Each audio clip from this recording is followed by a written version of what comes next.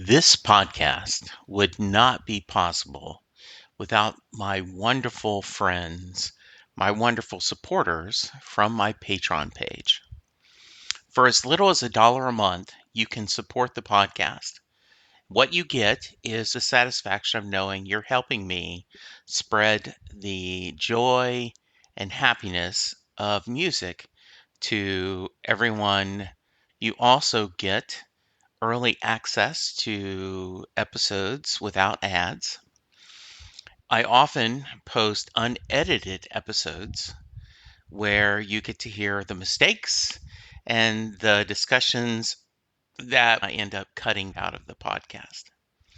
So I want to thank the following patrons for their love and support: Paul Appleton, Amy Brooks, David Kotsis, C.K. Westbrook, Sean Poole, David and Jennifer Von Ebers, Jeff Omer, Sylvan Groth, Liz Bronson, Yetta, Steve Hansack, John Munson, Betsy Hodges, Levi Petrie, Elizabeth Brunson, Stephen Malio, Steve Rogers, aka Captain America, Dale Hozek, Terry Smith, Chris Bloom, and Mary Thomas.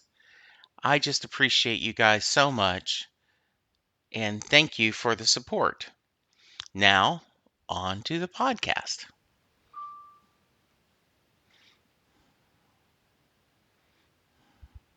Hello, everyone, and welcome to a brand new episode of Set Lusting Bruce, your podcast all about Bruce Springsteen, his music, and mostly his fans. I am your host, Jesse Jackson. Normally, when I have a guest that's across the pond, we do a timey-wimey episode where it's my morning, my guest afternoon. But Nigel has raised the bar and said, hey, I love Bruce so much, I'll talk to you in the middle of the morning, middle of the evening. So, Nigel, welcome to the podcast. What time is it there for you? Thanks for having me, Jesse. It's 2:36 a.m. right now. Yeah, like you say, there's no bad time to talk about Bruce Springsteen. Yeah, I'm happy to take one for the team. I certainly appreciate it, and I'm so thrilled. Let's start out with tell us a little bit about yourself. Yeah, look, I'm 53 years old, born in Dublin, Ireland. I've been living in Dublin, Ireland all my life. Married to my beautiful wife Ethel. She's my best friend. And yeah, we've two sons. They're two young men now, 23 and 21 years old. Yeah, I've been a Bruce fan, I suppose, since I was 14 years old, maybe, yeah, 14 years old, thereabouts. And that's probably, so 40 years of listening to Bruce has taken me to where I am today, which is by day, I'm an accountant, but by night, I'm the lead singer in Ireland's original and longest serving Bruce Springsteen tribute band. We're called the Human Touch. So that's a little bit, Nice. yeah, that's a little bit about who I am right now. Yeah, but yeah, it's been a long journey it's 40 years of love for the man's music has taken me to where I am now, and it's something I just love doing it. It's absolutely fantastic. Love it. We're going to get to that. First question, though, is did your lovely bride go, you're staying up to what? She did say that, yeah. But it's really funny because you know what? She's been so supportive of my love for Bruce's music, my love for Bruce, my obviously my pastime of playing in the band. She's been so supportive. I always tell the story about we were only going out together for about I'd say 2 years. So we started going out in 1996. Okay. So if you think back then, Bruce released The Ghost of Tom Joad in 95. And the next release he had was the Tracks box set in 98. Yeah. Yeah. So in the 2 years that we've been going out, there'd been no Bruce release at that stage. Okay. So Tracks was on the horizon. It was about to come out. And so this was the first real, I suppose, first time I was going to be exposed for what I truly was, right? Which was a Bruce nut. Okay. Yeah. So it was the day before release or 2 days before release. And I said to her, look, I says, I got to go into the city on whatever, maybe Tuesday morning, whatever day it was being released. And she said, why? And I said, look, the new Bruce box set's coming out. yeah, no, but can you not wait until we go into the city on Saturday and pick it up then? I says, no, I gotta have it on the first day. I've gotta have it that Yeah. morning. And she looks at me and she says, "Oh, I don't get it. I don't get it. What is it? What's that all about?" And he says, why can't you just wait till Saturday? No, I says, you gotta understand. I says, I have to have it first day. So I obviously went about my business thinking my current girlfriend is probably going to dump me now because she thinks that I love something more than her. But anyway, the next day, which was the day prior to release, I met up with her that evening and she says, "So you've got to go and pick up your box set tomorrow morning." I says, "I do." And I says, "Look, I don't expect you to understand," I said, but, and she goes, "You don't expect me to understand?" And she reaches down and pulls out a bag. And in the bag, the day before release, she had the tracks box set for me. No So way. yeah, so I had it. So I had it pretty much before everybody else in Ireland probably had it. And the reason being, we have a common acquaintance who worked for Tower Records here in Dublin at the time, and she talked to him about it, and he smuggled her out a copy in advance. So yeah, she was a keeper, Jesse. I was going to say, did you ask her to marry you that day? On the spot. Yes. I always think of the movie Fever Pitch, which was based on a book from England about someone being obsessed with a European football team, and the Fever Pitch they change it to the Red Sox. And this guy, like, and she Drew Barrymore's, yeah, non-season Kim is great. It's during the season. Yeah, I will tell my son this story and he will smile. He often says he is a huge WWE fan. And he Okay. said if he could find a girl that loved WWE as much as him, he would probably ask her to marry him that day. Okay, we'll figure out the rest of it, the others. We got this to get us. We're doing it. Yeah, that's a good foundation to start from. Yeah. Yes, it is. Nigel, where did you grow up and what kind of music was your family listening to? Yeah, I grew up in Dublin, Ireland, and I've been living in Dublin all my life. My dad was a huge Elvis Presley fan. Okay. Now, when I say huge, have you ever seen the movie The Commitments? Have you ever seen Yes. it? Yeah, okay, it's based in Dublin, Ireland, but the father in the family, I don't know if you remember, he's an Elvis fanatic. There's a picture of John F. Kennedy on his sitting room wall with a picture of the Pope over John F. Kennedy and then a picture of Elvis over the Pope. That was my dad. My dad was just Yeah. like Elvis was God as far as he was concerned. He had an amazing collection of Elvis vinyl, which he was collecting since the 50s. He ended up selling it somewhere in the maybe late 80s, and collectors came from all over Europe to pick up parts of it. He had so Hmm. many originals and rarities. So he was a big Elvis fan. And then, but alongside that, he loved a lot of the other 50s artists. So the Everly Brothers, Chuck Berry, Little Richards, Bill Haley and the Comets, Johnny Cash, that era. So that's what I grew up with and that's what I cut my teeth on. So it was probably listening to 50s music, maybe up till I was about maybe 10, 11, 12 years old, thereabouts.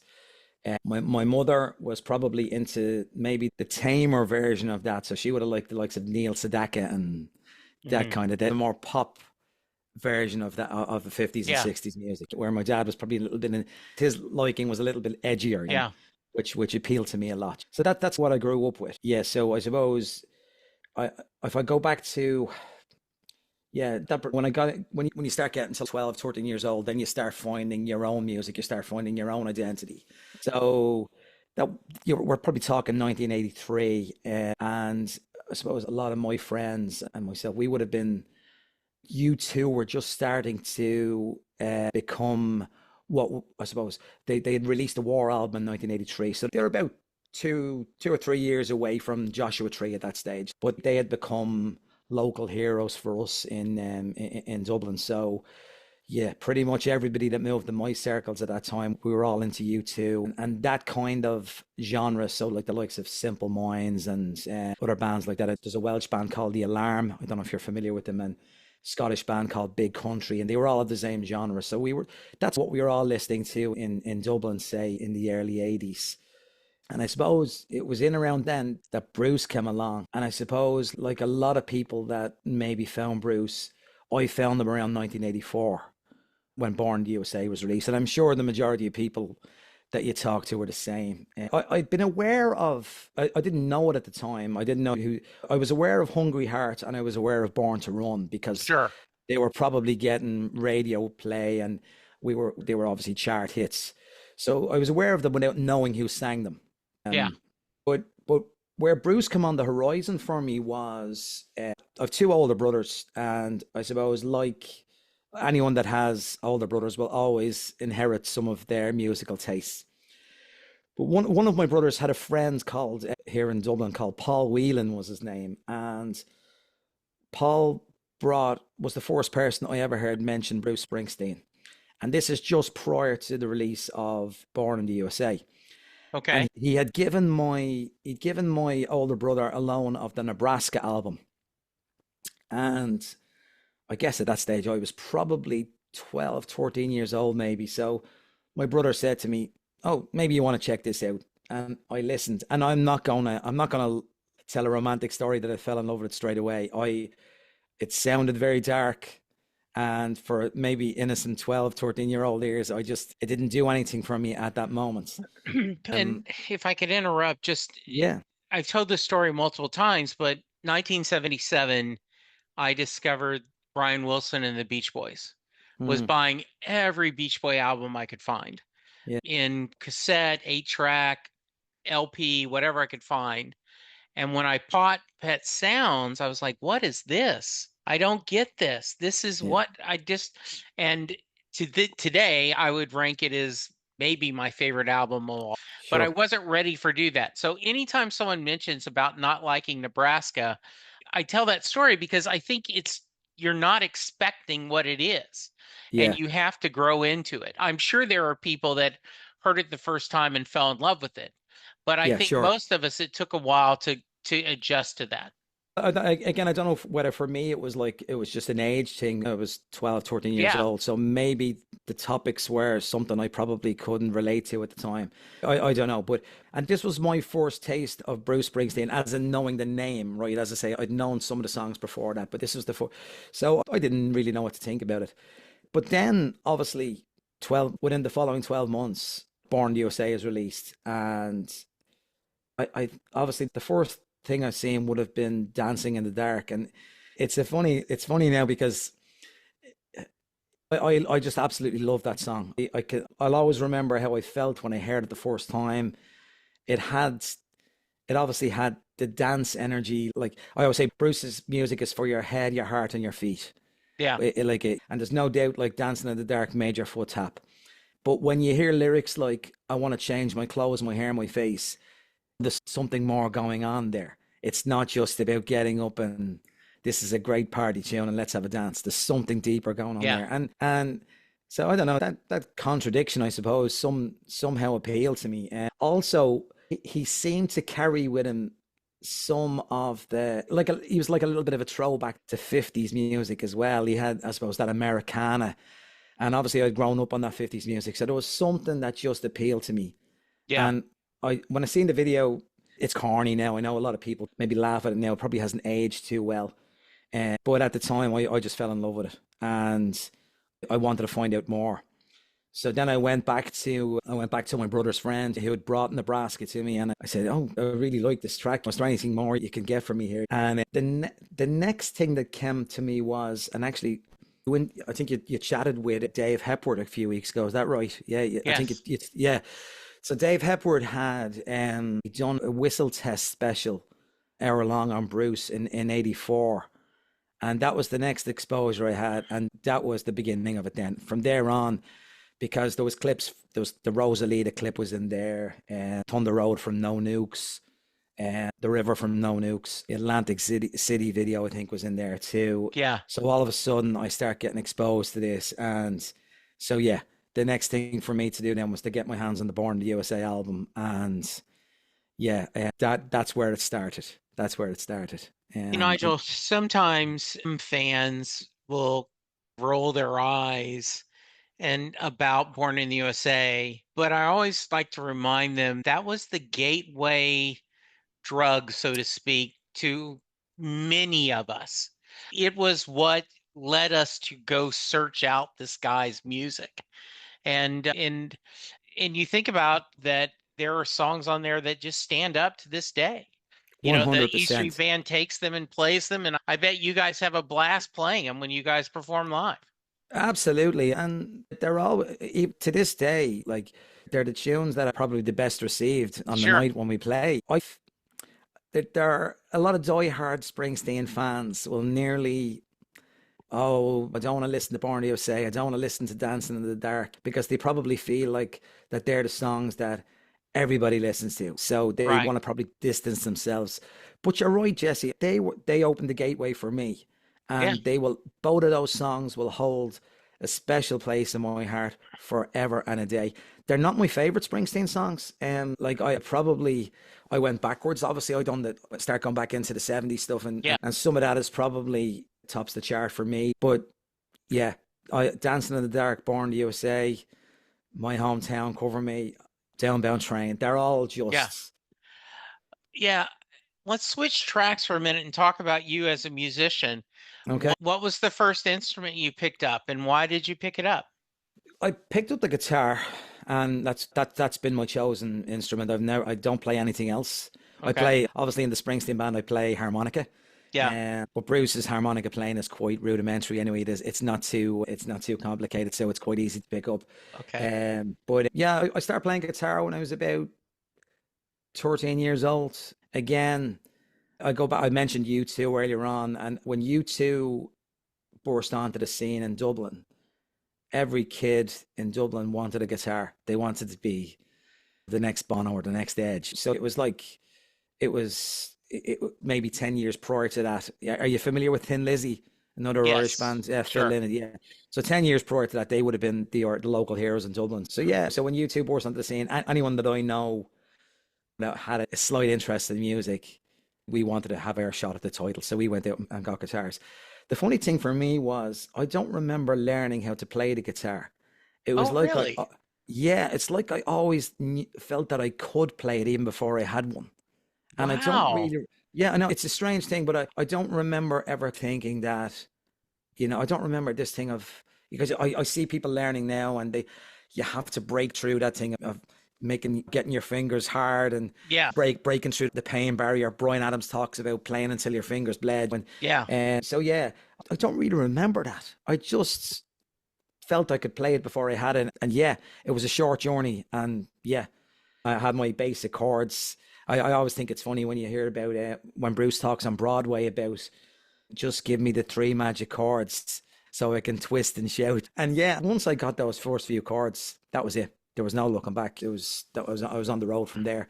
And look, once I got into Bruce when I was, say, 13 or 14, the obvious thing to do was to start learning his songs. And I think I had this. There was this book. It was called I think it was called The Complete Bruce Springsteen, and it was the first seven albums, and it was the sheet music for the first seven albums. Went out and I bought that, and yeah, I studied from start to finish.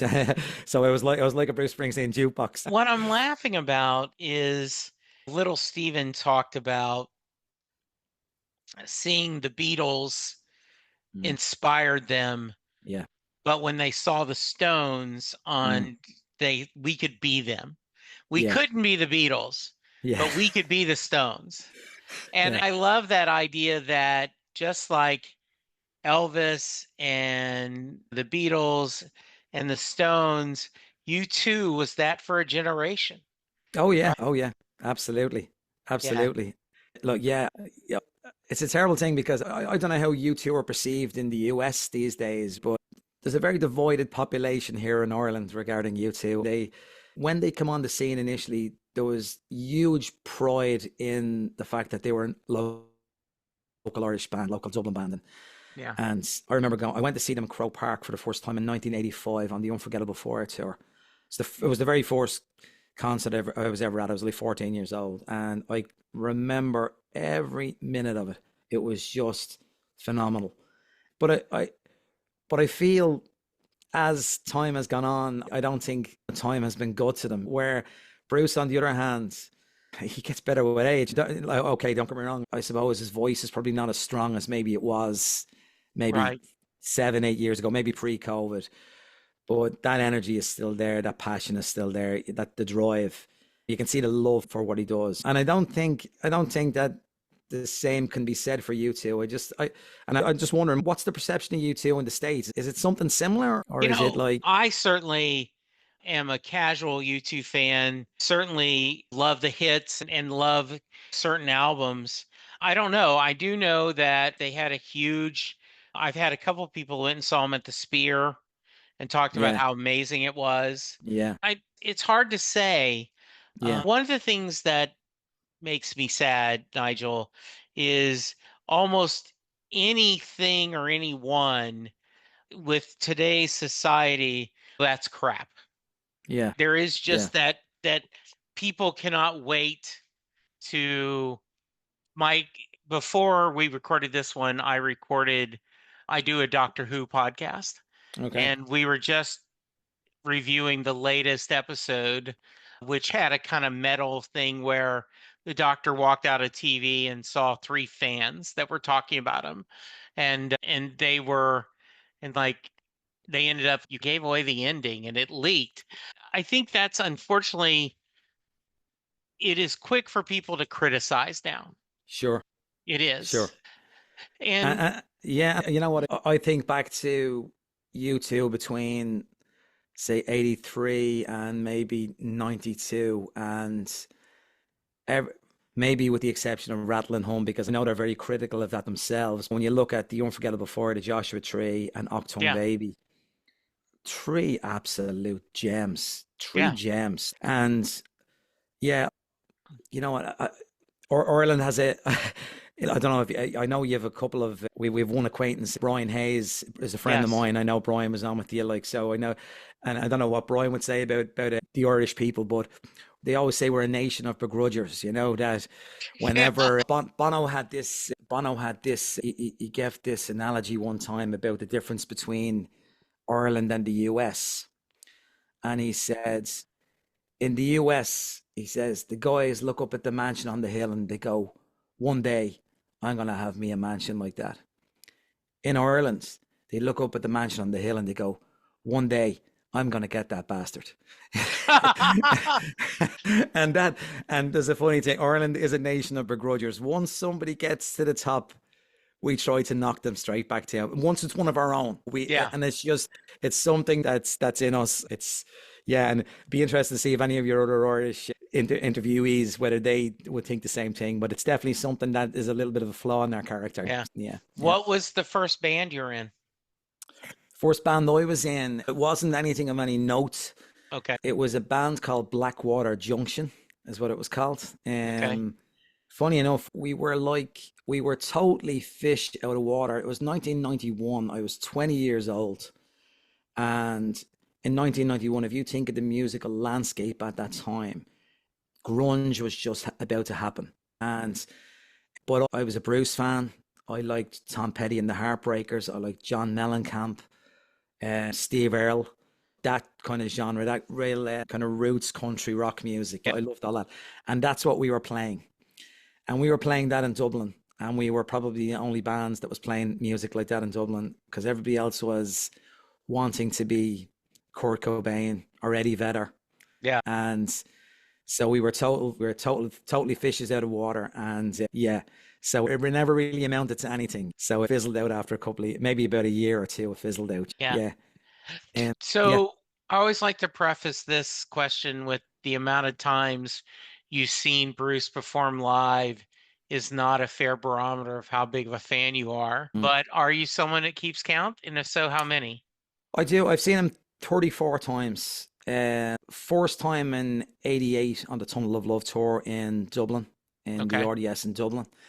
And the most recent one, I was lucky enough, I was blessed to be at Seeger now in Asbury Park in Wow. last September. Yeah, yeah. I How was did that happen? funniest thing, Jesse. Please tell the story. The tickets went on sale, and I remember the day the tickets went on sale. So that would have been 3 p.m.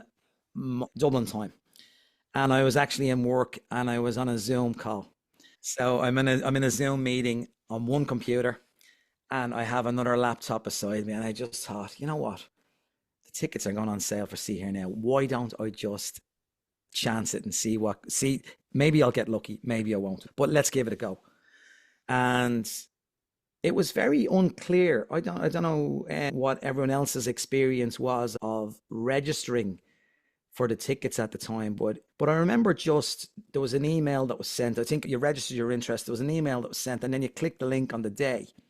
Yeah. And so I got through, and all of a sudden there I had 2 tickets in my basket, and I'm like, oh God, I can't believe this. And I'm trying to pay attention to the Zoom meeting that I'm in, and at the same time I'm trying to buy the tickets. But what happened was, when I went to buy them, then all of a sudden it started looking for me to create an account, which is kind of backwards. I would have expected I would have had to do that first. Whenever I expressed my interest, that I would have had to create the account then. So I'm trying to create the account, and I'm trying to add my card details, and all the while that little counter in the top corner is counting down and counting down. And I am panicking now at this stage. And the faster I'm trying to type, the more mistakes I'm making. Sure. And I'm looking at 10, 9, 8, 7, 6, down to 0, gone. And I couldn't, and they were gone. I was like, oh, I couldn't believe I actually had 2 tickets in my bag. So anyway, I finished out the registration, and I said, right, I'll try to go back in. So I tried to go back in, 2 tickets, no. Back out, back in again, 2 tickets, no. Out, back in again. I put in 2 tickets, and it said, you have more tickets in your basket than what's available. So I reduced the 2 down to 1, which was crazy, because I'm thinking, surely I couldn't have the last ticket here. But so it allowed me to take the 1 into my basket, and I went and I checked out. So I had 1 general admission ticket for I think it was Bruce playing the Sunday. I think Bruce played the second day. I think it was a Saturday, Sunday. I think Bruce played the Sunday.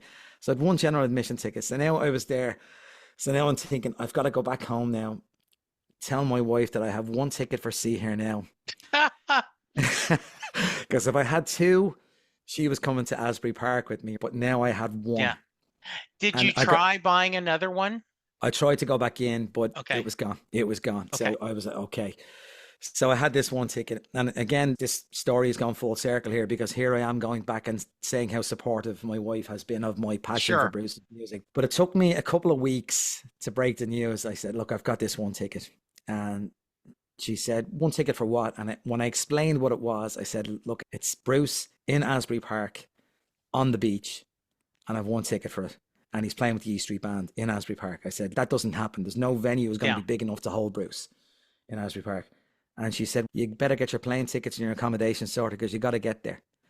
And I was just, look, Jesse, I was blown away by the fact that I was waiting for her to blow a head gasket first, but she was, as always, has been 100% supportive of it. And she knows how much it means to me. So so I traveled to New Jersey on my own, but I knew there was going to be people there. Mark and Catherine. Yeah.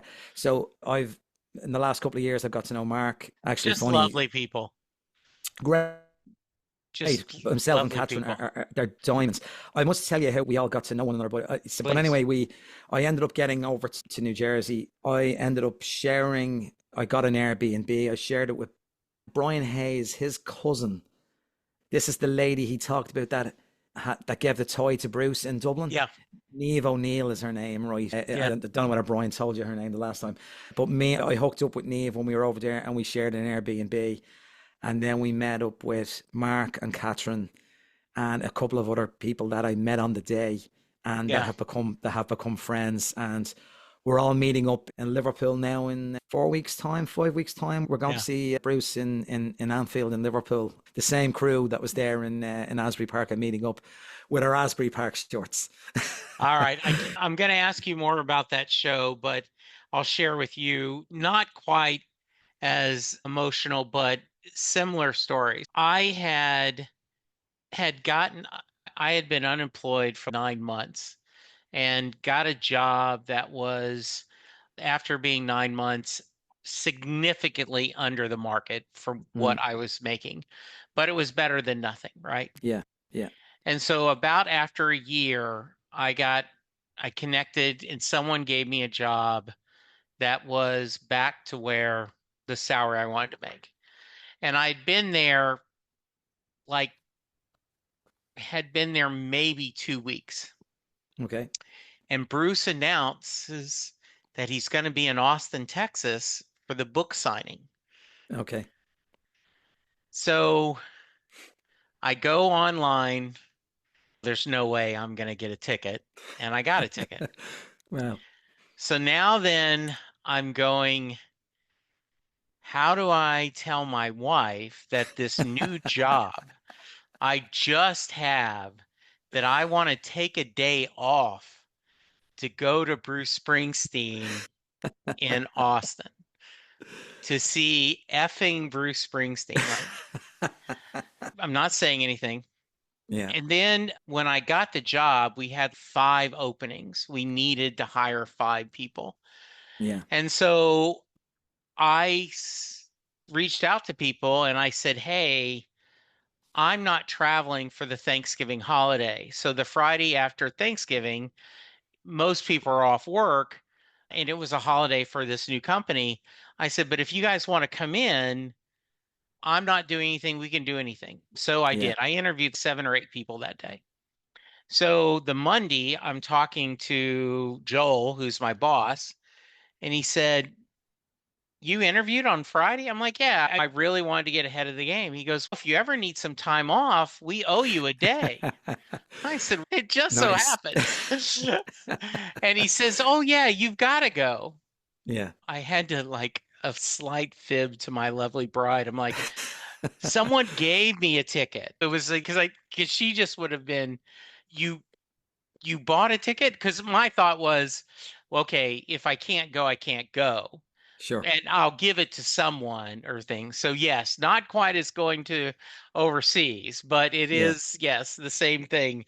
Absolutely. Sometimes our family just doesn't understand the passion. So Mark has said that by far, no debate, best show he's ever seen. I just had John Alba, sportscaster, has seen Bruce close to 100 times. Yeah. I just had him on the podcast last week. He said, bar none, best show he's ever seen. Yeah. So your thoughts on the show? Bruce in the Howard Stern interview, he said it was within their top 5 shows, Yeah. and I thought that was a big statement. Yeah, there it had everything. It had everything. Yeah. Obviously, the location for me. Obviously, the people I was with. Look, Mark's a mega fan. Yeah. Mark was in tears at one stage during it, Yeah. and it wasn't too far behind them, to be perfectly honest. I'm not even sure. I know the set list was very mixed up. It was like everything was there that you wanted. Yeah. From like when you hear something like Thundercrack. I was actually lucky enough to hear Thundercrack one time before at. Do you remember? I was fortunate enough to be at the Madison Square Garden show in 2009 when Bruce played the entire Wild and the East Street Shuffle album. Yeah. And he opened that show with Thundercrack. So I'd heard it before, but you think, that's it. I'm never going to hear that again. Sure. So when you're hearing the likes of that, obviously, I think does this bus stop at 82nd Street. He done Growing Up. But then even like towards the end, when he played Meeting Across the River, you knew what was coming next. Yeah. You knew it was going to be Jungle Land.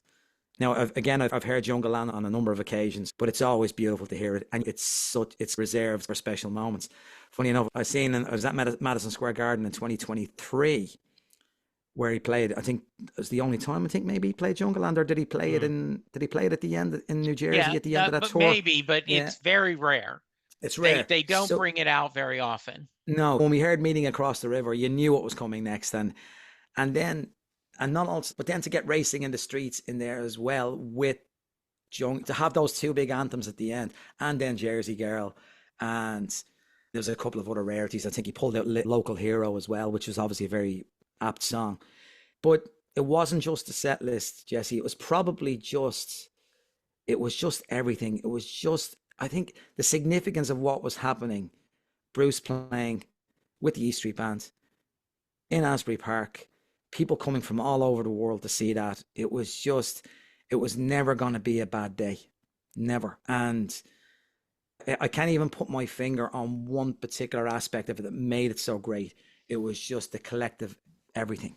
As our mutual friend Brian says, and he said the set list is like the score of a sporting event, the match, and it Correct. doesn't explain anything at all about what you experienced. Correct. Yeah. And I love that when he heard it, and I remember that often when I think about it. Yeah. Yeah. So, a couple other shows that have stood out to you over the years, Well, experiences. the other one I mentioned already was the 2009 Madison Square Garden. When somebody asks you what's your favorite Bruce album, and it's probably the hardest question to answer. Sure. But the way I always answer this is that when I got into Bruce first, I was buying vinyl, okay, and I had all the vinyls before I think I started getting CDs around 87 or thereabouts, 88. So I had all the vinyls from Asbury Park right up to Tunnel of Love, and then I start going back and buying them on CD. So I got my first CD player, and the first CD I bought of Bruce was The Wild, the Innocent and the E Street Shuffle. So I always say, if I was really pushed and somebody held a gun to my head and asked me what my favorite album was, it would probably be that. I'm not even that second side. Those three songs together, Instant on the 57th Street, Rosalita, and into New York City Serenade. I can still remember the first time I heard that side of that record and actually being blown away. So when I got to that, I actually had that trip to Madison Square Garden booked well in advance of him announcing that he was going to be playing the album. I think they announced it only about a week before. So I just fell on my feet. It was absolutely, I couldn't believe what I was hearing. Again, I mentioned already Thundercrack, but New York City Serenade, how often is that pulled out? And for me to hear that, there's not too many fans. I'm sure that's on the bucket list of many fans. Yeah. And I was fortunate enough to hear that album in its entirety. So that's one that stands out for me. One other one that stands out for me, and it's a bit of an obscure one, is because most people will always go with E Street Band shows. Yeah. The first Seeger Sessions show in Dublin, I don't know if you remember the way that tour panned out. So he played New Orleans first, and then he came to London, and he played. It actually was televised in this little church in London. And then, but the first date of the tour proper was in Dublin, written and produced to be played in Ireland. It's so rootsy. And it was the funny thing because, I don't know if you remember that time, Devils and Dust had come out the year before. Yeah. So I guess after The Rising, we were all hoping that we'd get another E Street Band album. And then he'd done Devils and Dust, and we were thinking, okay, maybe the next one will be an E Street Band album. And then it was announced he was bringing out Seeger Sessions, and it was an album of covers. And I remember at the time it was met with a little bit of, oh, okay, maybe this is not what we were looking for. And I remember there was a bit of criticism leveled at him at the time because it was an album of covers and everyone was used to an album of Bruce originals. And so obviously when the show was announced in Dublin, I got tickets because, look, Bruce is coming to Dublin. I'm going to see him. Yeah, exactly. But we went not really knowing what to expect. I'm convinced that the reason they came back and done the 3 shows then in November and made the Live in Dublin record was because of that show on the 5th of May 2006. Yeah. What's now the 3 Arena in Dublin used to be called the Point Depot, and that's Live in Dublin at the Point Depot. It was rocked to its absolute core that night, and that show ranks highly with me, above many E Street shows that I've seen. That one is right up there. It was just amazing. It was, and I think it was just that level of, we didn't know what to expect, and it was an amazing show. Absolutely amazing show. And as I say, that music was born to be played in Ireland, and the Irish people, if there was casual fans there, they just related to it straight away. And that place was rocking that night. Absolutely one of the best ones was that. Yeah. So definitely. Years ago, my son and wife and I were in New Orleans, and we were wandering, and we ended up walking into O'Flaherty's, which is just down in the French Quarter. Okay. And a Danny O'Flaherty was a Irish singer-songwriter, and had the club there. And we ended up, there was two sides to the venue. One was a typical bar, loud music there, and then a little courtyard. And the other side was, and there was this huge sign talking about the tradition of singers and storytellers and how it was sacred. You did not talk while they were performing. Sure. And Chris could go, this was one of the few bars he could go into. And so we went in and just fell in love with Danny. He's charming and wonderful. And my son loves, because he went on a slight rant that someone asked him to play Danny Boy, and he lost his shit about how that's not truly an Irish song, that it's an English verse to an Irish tune. And he says, and some of them will do it for the money, but I won't. He got furious. And so Chris loved it. And anyway, so the reason I'm telling the story is after Dublin came out, and Katrina ended up costing him the bar. Just so he had moved to East Texas and he would still perform. So we were in a small town, Lake Charles, where I'm from, and he was playing at a coffee shop. And so we went and saw him, and our friends from Dallas. It was so sweet. And I asked him if he had heard this, and he said no. And I said, I'm going to send it to you. And I sent him Wrecking Ball, and I sent him Live from Dublin. Because I said, I think you will appreciate his influences and what he'll do. Sure. Yeah. And then he sent me a very nice note. Thank you. He appreciated it. But yeah, I think it's very much that embracing that background of his. Obviously, on the last tour of Ireland, obviously Bruce, he met Shane MacGowan, and then he performed A Rainy Night in Soho at a couple of the shows. So he's been very vocal of his love for the music of the Pogues. And listening to that now, you realize that maybe back at the time when he was putting together the Seeger sessions, he must have had the Pogues in the back of his head, because I think so. Some of that music, it's so raucous. It's like there's an Irish traditional band called the Dubliners, and we always said that the Pogues was like when the Dubliners met the Sex Pistols. That's how we used to describe it. That's what the Pogues were, and that raucous. Yeah. That's great. Throw in the kitchen sink, the whole lot, man. And it was like, and I've no doubt that obviously Bruce's love for Shane MacGowan must have extended back that far, because there's no doubt there's a huge Pogues influence on that album. Huge. And actually, I think Jesse James, the version of Jesse James that he plays on that album, that's the Pogues actually do a version of that on their second album as well. So again, maybe you heard it there. So. Yeah, maybe, yeah. So Nigel, talk to me a little bit about the band. How did this come apart, and brag a little bit about your band? Oh, look, you know what? There's nothing to brag about, Jesse. I love what I do. It's not, and like we enjoy it so much. If there was 5 people in the audience, I'd be happy playing. Do you know, that kind of way. But yes, like when you're in love with Bruce's music the way I have been my whole life, it's the easiest thing in the world to do. So, yeah, if I could interrupt. Would I like more downloads for my podcast? Absolutely. But I am spending an hour to a brother I've never met in Ireland talking about music. So if no one listens, I don't care, because I've had fun.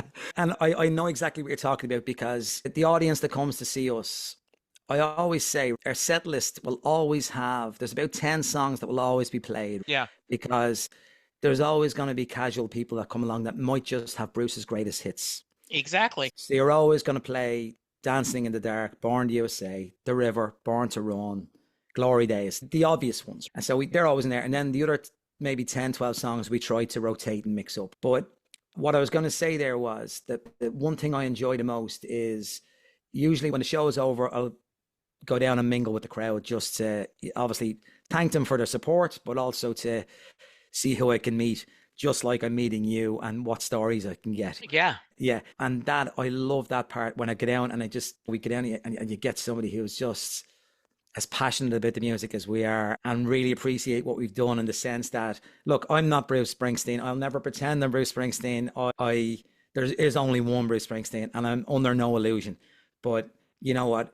On the nights that he's not going to be there, and that's coming down the road, I'd like to think that me and the band will be able to provide a service for the people that love that music.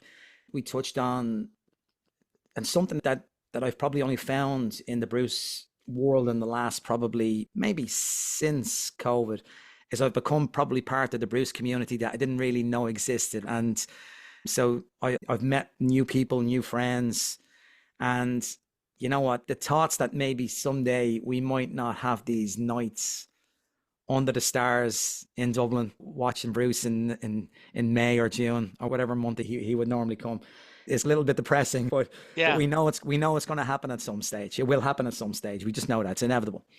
And for me, that's my inspiration. That was my inspiration to start the band in the first place. Actually, I didn't start it, but I'll tell you, I'll move on to that now in a sec. But I wanted to start a Bruce tribute band because I just wanted to ensure that when this is all over, that we can still have a night where we can all get together and celebrate that the wonderful work of Absolutely our boss. Yeah. So yeah, that was my inspiration behind it. Funny enough, what happened was there's actually a number of Bruce Springsteen tribute bands in Ireland already. So when I went to actually start one up, I realized there was 3 there already. And so I was thinking, okay, the island of Ireland is not big enough for 4 Bruce Springsteen tribute bands. So I thought, okay, maybe that's gone. I'm going to have to park that. And I was lying in bed one night and I took out my phone and I looked, and I just happened to be scrolling through Facebook, and there was one of the bands advertising for a singer because their singer had left, right?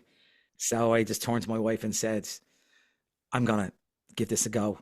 And she was like, really? And I said, yeah, why not? But my kids are rare now. My time is my own again. I said, I'm going to give this a go. And so I went up for the audition and we clicked. We just clicked straight away. The guys, we were a 6-piece. The other 5, they're the loveliest people. They are absolute gems. I say this a lot. It's like I'm driving a Rolls Royce. I was given the keys to the Rolls Royce. They're just an amazing set of musicians.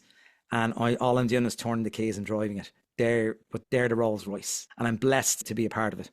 Their passion for the music is as strong as mine. And that's what they were looking for. They were looking for somebody who was going to match that. So it was a match made in heaven, Jesse. And so I've been doing it for they're going since 2009, but I've been with the band for the last 2 years now. Yeah.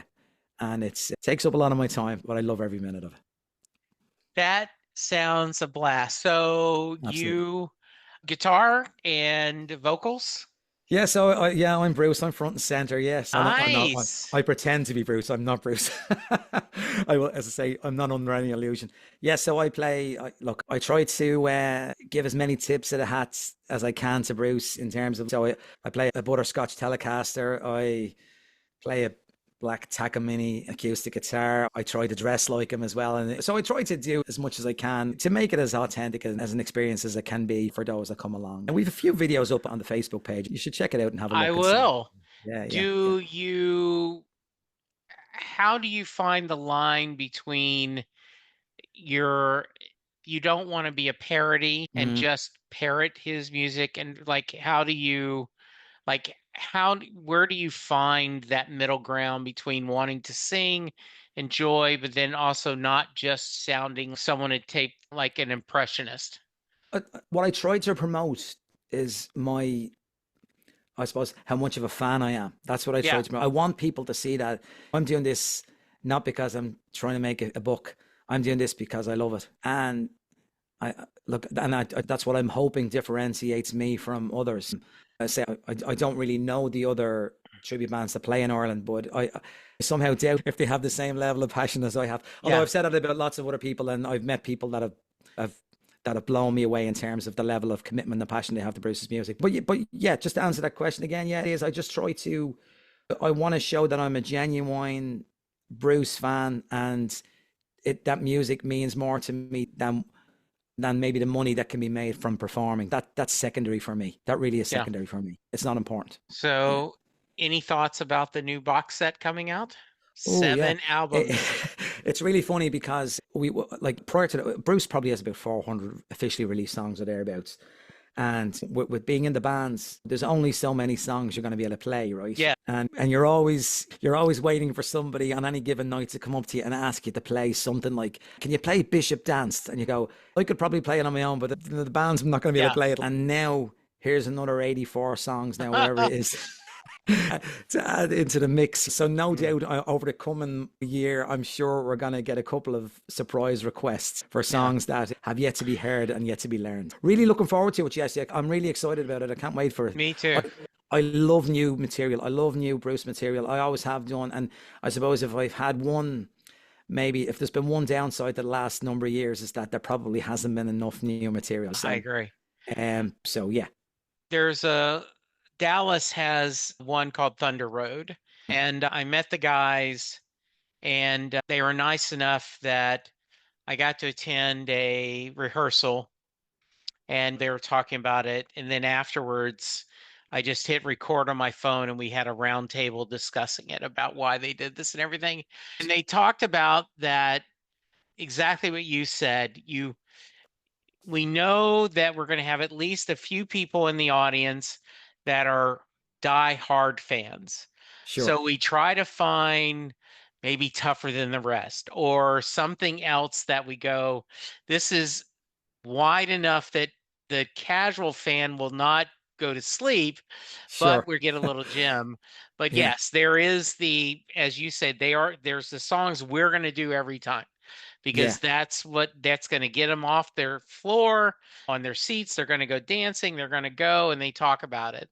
And that was fun. And of course, every time we see them in December, they have to do Santa Claus is Coming to Town. They practice it. Yeah. That's amazing. We do the same thing. Yeah. Last two Christmases, we've pulled it out. So it's great fun to play. It's a great song to play. Yeah, it is.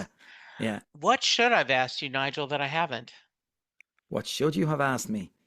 Yeah. What story do you have in your back pocket that I didn't ask the right question? The one I always probably, and maybe this is probably, it's Bruce related, but it's more to do with my dad. I started this conversation talking about my dad.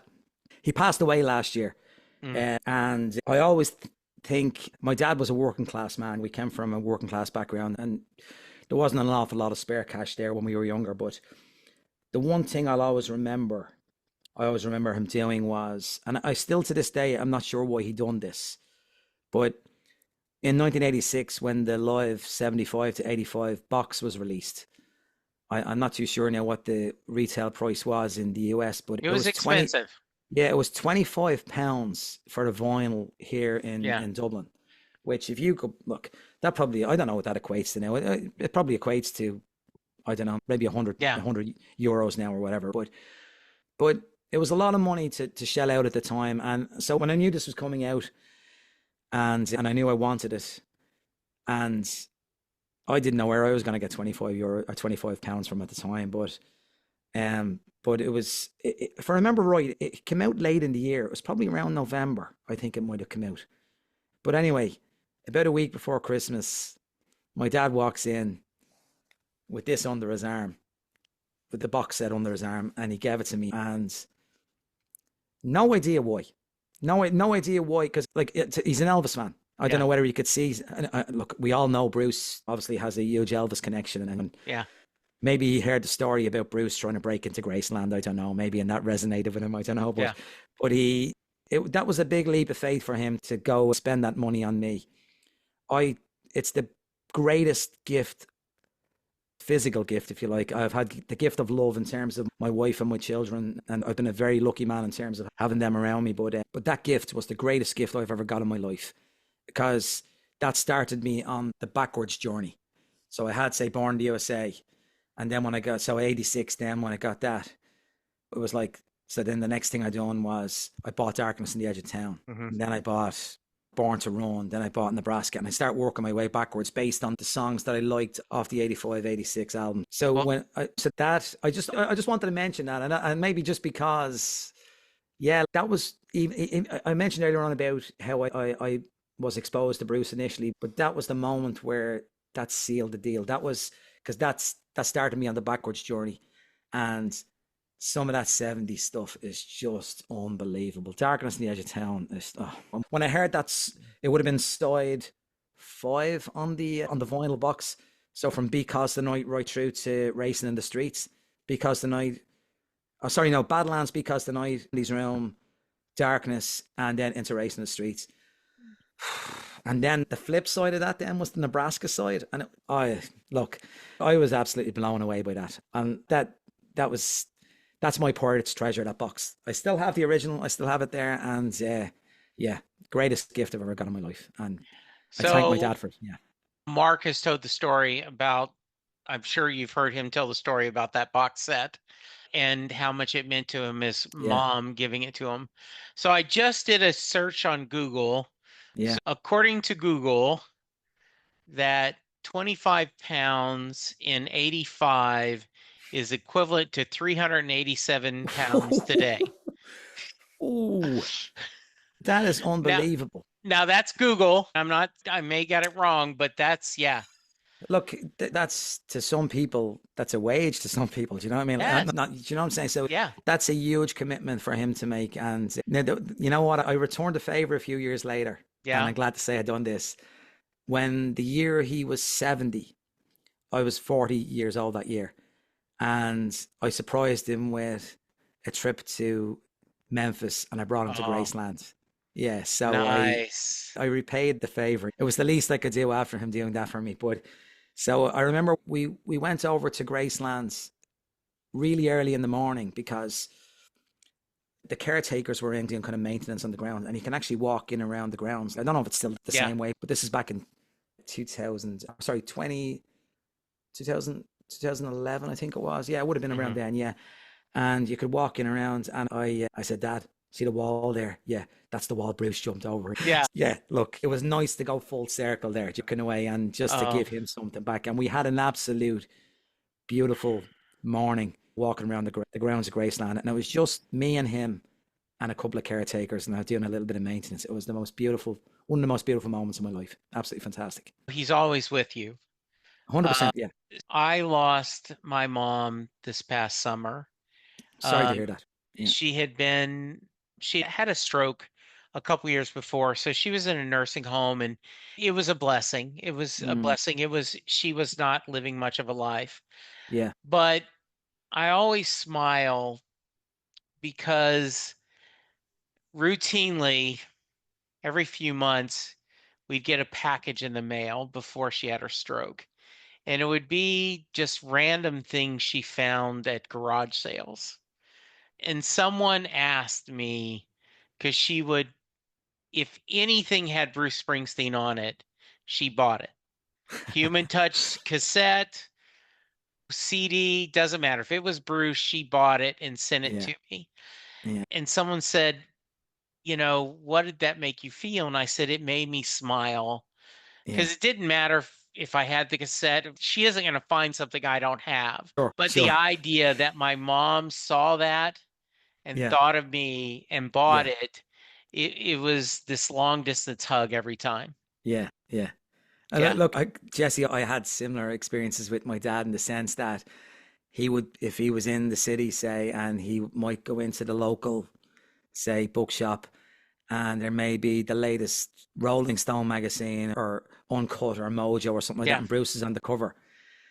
Obviously, at this stage in my life, I was self-sufficient and I was able to afford to buy these things myself. But he would still always pick up the phone, and he'd be like, "See, Bruce is on the cover of this magazine. Do you want me to pick it up for you?" And so he was always on the lookout for me. He knew. But look, because he was so passionate about Elvis, maybe he could see I had the same thing about Bruce, and he knew how I felt about it. Maybe that's what it was. But that there. Look, funny enough, I think there was a couple of posts come up on social media today about 2 new magazines that Bruce is on the cover of, and funny enough, that was the thought that came into my head. I would have got that call from my dad saying, "Oh, magazine is there. Do you want me to pick that up for you?" Oh, I love that. I love that. Lovely times. Absolutely. All right. Before I get you out of here, gosh, I'm sorry I've kept you up so late. I feel like we could keep talking another hour. I could, Jesse. And we're going to let you get some sleep, but we got to end with a Mary question. So if you're a fan of Nigel's and the band and you're listening this, thank you so much for checking out the podcast. I end every podcast with what I call the Mary question. And what that is, Jay Armstrong, who is an honors English teacher. He's now retired, but when he was teaching, he'd give his students the lyrics to Thunder Road, and they would read it as if it was a poem. And then he would ask his class at the end of the session, do you think Mary gets in the car? So, Nigel, that is your question. Does Mary get in the car at the end of Thunder Road? Okay, so I've tried not to listen to too many of the podcasts. Actually, I usually cut out there so that I don't repeat anyone's answers, okay? But I did listen to Brian's last time, which I thought was very amusing, about Wendy and Mary having the face-off. So that was now, unfortunately, I don't have the same kind of imagination as Brian has, okay? But so mine's a little bit more practical. Okay. Do you remember in the Storytellers, the VH1 Storytellers show that Bruce done? Yes. And when he described Thunder Road, he described it as an invitation. Yes. And he said this was his, and when you open up the Born to Run album, that was the postcard. That was this was the invitation. That's what he said. So he said it. So to me, Thunder Road, I've looked at it as that as the invitation. And then something I've discovered over the years is that, and I haven't heard every version of Thunder Road that's probably out there. I'm sure there's lots of bootlegs that I haven't heard, but the ones I have heard, there's a little subtle change happened around 1980. Okay. Right. And the original ones, he talked in the first person singular. It's a town full of losers and I'm pulling out of here to win. Yeah. Somewhere around 1980, that changed to we're pulling out of here to win. Yes. And I think, and imagine any of the more recent versions are probably the same. So I tend to look at it that, yes, it was the invitation. Thunder Road was the invitation. And in the first couple of years that his audience was relatively small. And I say relatively, because by 1980 then the river was out and it became bigger. So we are the collective Mary. And we got on board. And the lyrics changed to reflect that. So yes, all of us who are Mary got into the car, and we've been on that journey with him ever since. That's the way I see it. And what a wonderful journey it's been. Absolutely. I'll drink to that. Absolutely. Nigel, thank you so much for staying up and visiting with me. Let's do it again anytime. Maybe we get everyone on. Maybe Mark and Brian and you, and we'll all have a fun time. If you do that, Jesse, I'd say that it'll last for about 4 hours, I'd say. There we go. That would be, I'd love it. Nigel, if someone wants to reach you, what's the best way? I know you sent me the link to the Facebook page for the band. I'll include that. And that's probably the best way to get me. So, so we're called The Human Touch. But if you key in hashtag The Boss Ireland on any of the social media platforms, it'll take you to. But the Facebook is probably where most of the traffic comes through. Jump on Messenger there, send a message through, and we'll be on the other end. Definitely. Any final thoughts before I get you out of here? Only that this was the most enjoyable early morning I've ever had in my life. I love you, brother. Absolute pleasure. Thank you so much. Pleasure, Go Jesse. try Thanks to get for having some me. sleep, and tell your wife that I appreciate her letting me borrow you. Okay. Thanks ever so much, Jesse. Absolute See pleasure you later. meeting you. Bye-bye. Take care, my man. All the best. Bye-bye. Bye-bye. Thank you for listening to this episode of Set Listing Bruce. I hope you enjoyed it, and I also hope you check out other episodes of the podcast. I'm going to go through some housekeeping items here on how to contact me and some of my other projects, so please hang around. I'm still on Twitter, aka X, at Jesse Jackson DFW. The show is also on Twitter at Set Lusting Bruce. I and the show have a Facebook page. Please go there and like us. I'm part of a few other podcasts. On Perfectly Good Podcast, me and my co-host Sylvan are talking about every John Hyatt song in alphabetical order.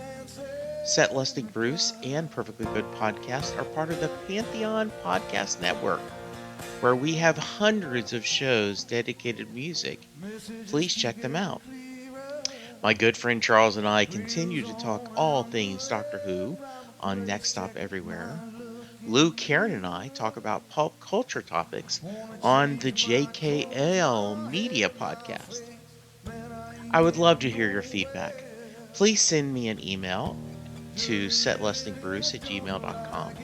You can leave a voicemail, 469-249-2442. Go to iTunes to rate and review any of the podcasts I'm on, and we will read them on the show. Please tell me what you like, tell me what you dislike. Hook me up with someone you think would be a great guest. Getting to talk to people about their experiences, whether it be music or other creative endeavors, is my passion. And I hope these conversations bring you a little joy, a little peace, and a whole lot of love. Keep hope alive. There's a joke here somewhere, it's on me. Shake this world off my shoulders. Come on, baby, have a laugh on me.